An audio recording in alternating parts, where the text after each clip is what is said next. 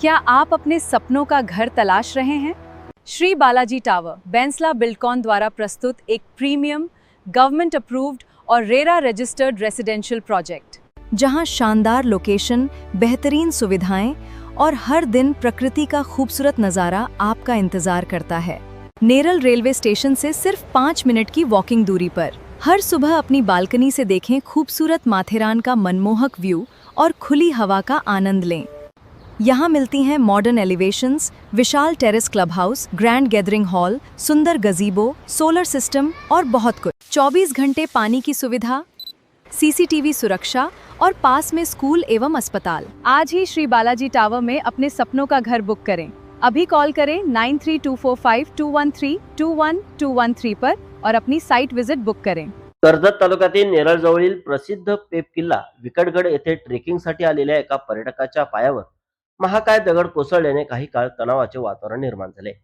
मात्र नेरळ पोलिसांच्या तत्परतेने आणि स्थानिक ग्रामस्थांच्या मदतीने संबंधित पर्यटकाची सुखरूप सुटका करण्यात आली।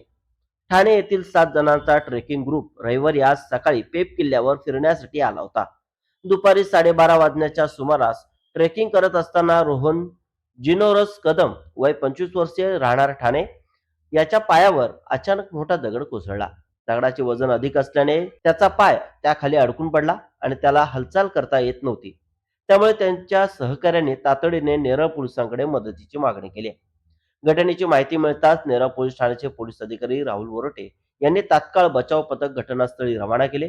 पोलीस शिपाई कणके व महाकाळ यांनी स्थानिक ग्रामस्थांच्या मदतीने दुर्गम ठिकाणी पोहोचून पायावर पडलेला महाकाय दगड बाजूला केलाय आणि रोहन कदम यांची सुखरूप सुटका केली आहे। त्यानंतर त्यांना पुढील उपचारासाठी सुरक्षितपणे नेरळ येथे आणण्यात आले। पावसाळ्यात पेप किल्ल्यावर मोठ्या संख्येने पर्यटक ट्रेकिंगसाठी येत असल्याने घसरडे दगड, सैल खडक आणि निसरड्या वाटांमुळे अपघाताचा धोका वाढतोय। त्यामुळे ट्रेकर्सनी आवश्यक ती खबरदारी घेण्याचे आवाहनही नेरळ पोलिसांकडून करण्यात आले।